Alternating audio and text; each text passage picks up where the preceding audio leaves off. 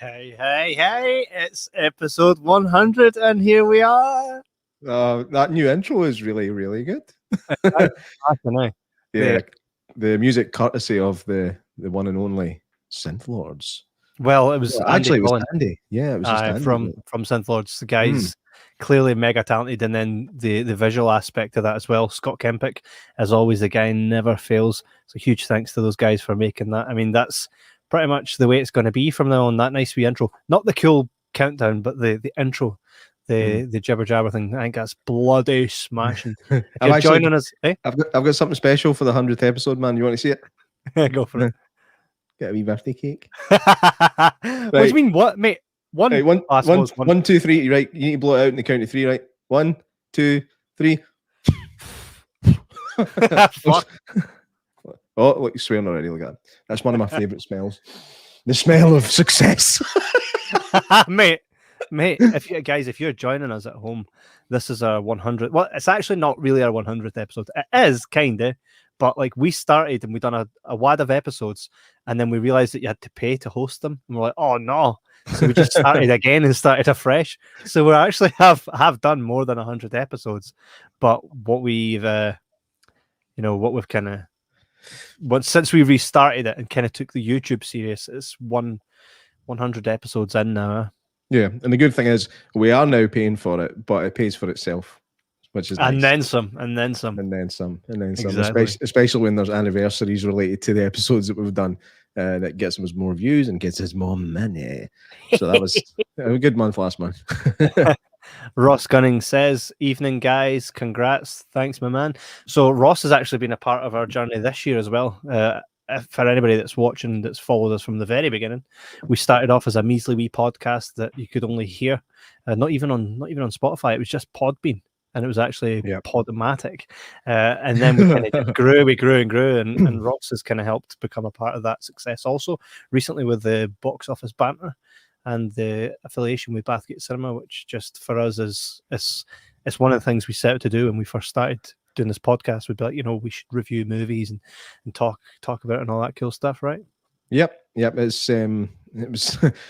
that was the aim right at the beginning, was just to talk movies and review movies. It's obviously grown arms and legs since then. It kind of naturally takes a flow. We think, listen, man, do you fancy doing an episode on this? Aye, let's try it. Let's try whatever. Let's do it, anything and everything. But I think movies are still our main focus. Yeah, we have had the conversation with executive kind of people who have said you guys would grow a lot faster if you stuck to one lane, and preferably a niche lane, which is true. But the thing about us is we kind of like you guys to be the fly on the wall of our conversations, and it's kind of always as it's been. Like J Mac and I, to kind of give you some context, when we first started this podcast, it was because our conversations would garner interest from people around us. And it was never about the one thing. Granted, like 70% of it was movies, but sometimes we just go off into the side and just completely start talking about aliens and Bigfoot and all that cool stuff. And or sometimes you would just steal the seat that I came in early to get. So let's go right back to the very beginning as to how this became what it is. So J-Mac and I, obviously, so to give you a bit of an insight to what this episode is going to be. Usually we have a format to a show. This is completely no format. J-Mac, you've seen the format I sent you. What did I send you earlier? It said there is no format. Let's do this. Yeah. Well, and then just before we came on, he says, right, I've sent you the actual format. So I click on that and it says there's still no format. So yeah, flying by the seat of my jammy bottoms right now. So this is literally just going to be for anybody watching new, and for anyone that's watching this not live, and people watching it live, people listening at home on Spotify, Apple Music, and everywhere else you can hear podcasts. This is our story, how we got from A, B to C, and why we want to go to the D. Nobody can resist the D. Exactly. And if you guys have anything you want to ask us, put it in the comment section. We will bring it up and we'll chat to you about it. If you've got memories with us, if you've been on the show and you're watching tonight or listening in the archives, go ahead and tell us what it was like for you to actually be on the Jibber Jabber podcast. And what's funny is, since doing Jibber Jabber podcast, I'm like the only one of us that's not been on another podcast. Like, You went on that thing with what'd you call it? The Luke Mitchell thing. Yeah, I did. Yeah. Uh, That was interesting. it was funny to see you on another show. It was strange being on another show. I felt like I was cheating on you. Mate, I was there egging you on in the comments. I was like, there he is, man. There he is. Were you egging me on or ripping the piss? Mate, I was like the dad that's just got his son enrolled in the football game, and he's like screaming every time his son touches the ball. I was like, there he is, J Mac. Took screenshots and everything. I was like, my wee boy's really been getting into football recently, and he's like, Dad, I want to go and play on a football team. And I'm like, no, because then I need to mingle with football parents. Screw it. So we are going to go back to the start where it all began and tell you about some of our trials, our tribulations, and some of our successes, and some of the things that didn't kind of work out. So strap in. If you're not interested, then go and watch Brookside or something. Is that even still on? Brookside. Is that even on? I don't think so. I don't think so, man. It's maybe on the first series in Egypt now or something, but I don't think it's on our TV anymore. Well. That's a blast for the past and then some. Yeah, exactly. So let's go to the past. Say about two or so years ago, we started in the same workplace, and I kind of first met you because I was talking to your older brother, and you came walking in, and I was like, he's your older brother, because I thought you were older just by proxy, which you get a lot, right? I do get that a lot. I mean, he's 6 years older than me, but apparently, I don't know. Maybe it's the beard and the weight. Makes me look older. I think when someone first kind of comes across you, that's just filthy. I think when someone first meets you, this podcast has degraded itself to utter filth, and we should be absolutely ashamed of it. Utter Phil Mitchell. When people meet you for the first time, I think that may be the case, but not so much when you get to know you. And so I met you, and I think I was just finishing up listening to a podcast, and I was chatting to you a bit, and you were like, I was like, were you into, do you like podcasts? And you're like, I listen to Bill Burr.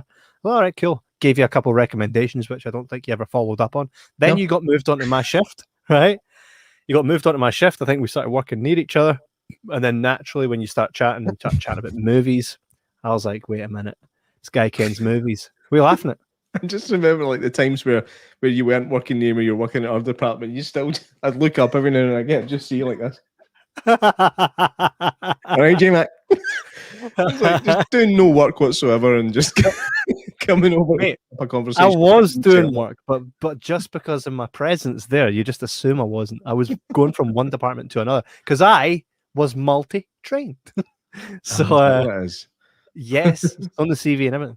So I would always kind of see you, would chat about movies, and there's a thing about you that you're really good at remembering the dialogue, like word by word. Me, I give you the gist of it. For example, Harold Faltermeyer, Harry Fartbanger. I give you the gist of stuff. Fartbanger has to go down as one of the best kind of mispronunciations in history. So, and the music by big Harry Fartbanger. It's like, I'll be Harold Faltermeyer. that was and by the way, once we've kind of given you a bit of a backstory here, we are going to pull up our YouTube channel and go back to the start and kind of critique our own work and tell you some insider and what went on around a lot of this stuff. So it's going to be fun. It's going to be really fun. I'm really looking forward to it. And even if no one watches it or likes it, this isn't for you guys, actually. No, this time. This is for us. So we're going to have a blast doing this, and we're going to have a blast rewatching this. Yeah, we're going to have a blast, and we're going to have a fairy cake. He's eating on the shoulder. So that's a new one. Don't. So we got to chatting. I was at the point in my life where I was like, right, I've come to a creative standstill because the music thing's not really happening because I'm a collaborator, not so much someone that works on his own. And I was sick of relying on people that were pish and just would always go away and join other bands, etc. So I was like, I'm going to start a podcast. I started a podcast called Kev and Whatever Podcast. You can still find that on iTunes, Google Apple Podcast. The best thing about it, see the thumbnail for it, the wee image. just like yeah, I don't know if you'll be able to find that easily enough to show it here, but it was amazing, man. I think it was just on like a Snapchat filter, like that cartoonified you, but you just looked because you've got that. Let me see the crazy eye. Because you've got that look about you, the cartoon image was just fucking hilarious. It was class. So the Kev and Whatever podcast. But I wanted something that reflected my personality, and that done it perfectly. So I created the Kev and Whatever podcast, and I mean, do you remember whenever I first started that podcast? It was so frustrating. I had like an old Xbox headset that was burst, a laptop that was missing keys, the laptop was slow, it was farty. We tried so many times to record episodes that you just couldn't hear me and could only hear you, and all the technical stuff was absolutely shocking, man. Yeah. It was rotten. The technical stuff was the worst part about it. So, like, fast forward 2 years, we've come on quite a bit, right? Even technically. Even if you look at our backgrounds and stuff, it's all definitely evolved, and I think it's still got a way to go. Which it always will. I think COVID kind of had us at the point where we could only record separately, and now recording separately, I think it does have its benefits in some way. But for me personally, I just love being in the same room recording. So hopefully we can get back to doing that again pretty soon. That'd be pretty cool. Got a good space for it here as well. If not, there's studio space in that we've got access to. So yeah, yes, we'll do that again soon. I think this is. I do love this though. I don't look at this format and go, "Oh, this sucks." I actually quite like it. It gives full control over interacting with the audience and stuff, which makes a big difference. Which is why we love doing this way. Anyway, so you came on a podcast of mine, and at the point I was like, right, I'm going to see this through. I'm going to start a podcast, and I'm going to see it through. It doesn't matter how crap it is. I expect it to be crap at the start. If you're going to do something, if you're new at anything, right, enjoy being crap. Right, you're never going to walk into it and be like, look at this, man. Right, it does happen, but it's like 2% of the time. 2% of the time. Best thing is when you look back at the earlier episodes, even I'm not even talking about the Kevin whatever. Looking back at the earlier stuff, it's almost like at the time we thought they were good, but looking at it now, it's almost like a blooper reel. Not all of them, but there are some where you're just gonna go, oh my god. Yeah, oh yeah, and we're going to get into some of these videos that we did as well that you'll be like, oh my god. But stay tuned for that. It is coming. Please don't leave us yet. So you came on the show to talk about sleep paralysis, because I was like, right, if I'm going to do this podcasting thing, I need to take it seriously, and I won't give up on it, because you should want it to kind of to be crap to begin with. That way you can learn. And we've got a comment here coming in from Graham Mollison. How's the Daniel Harris one going? I mean, I've reached out to our agent. We're waiting, but sometimes they do that. Sometimes they make you wait ages, or they just don't respond to you. So Graham, go on to her social media and tell her to get on this show. I did tell her that people wanted her on, but at this point it's just a waiting game, mate. They've probably just seen it and left us on red, which happens. Arnie does that to me like every time I message him. That's because you say things like, all right, Arnie, a big shagger, want to come on my show? It's not the most kind of professional letterhead to put. Shagger. But we'll actually get into that kind of stuff as well. So I'm going to speed up the process here on how this kind of came to be. So you came on to one of my episodes, and at this point I was like, this is the missing ingredient. I enjoy talking to you, and I think over everything, the really good part of our show is the fact that we make it what it is. And I think you could strip back everything, and as long as us two are in a room, the show will always be what it is. You get me? Like, you could leave the show tomorrow and it would still be the Jibber Jabber podcast, but it would not be what it is. So for me, it would die right there. So hi. There you go, Jay Mack. if you ever felt expendable, I hope I've squashed that for you. I think I have no doubt that if it wasn't for your input and your kind of constant drive, there's a good chance that it might have died out a long time ago. But not through not enjoying it, but you seem to have this way about just coming up with ideas that sound crazy, and then somehow you get them to work. Well, for example, I'll kind of touch upon that. So we're like, okay, let's start doing this thing. We'll call it maybe the weekly. We had a plan. We kind of planned out, we'll come up with something. And then what happened was I said, why don't we call it the weekly Jibber Jabber? Right? Yeah, oh, that's cool. And that kind of evolved into Jibber Jabber podcast, which was no longer the Kevin Whatever show or the Kevin Whatever podcast. It was Jibber Jabber podcast because I didn't want it to just be about me, because it's not. We created this podcast, and then I'm like, right, J Mac, here's things I would love to do in the future, right? We should go to conventions, right? Offer them something in return to speak to the actors, get them on the show.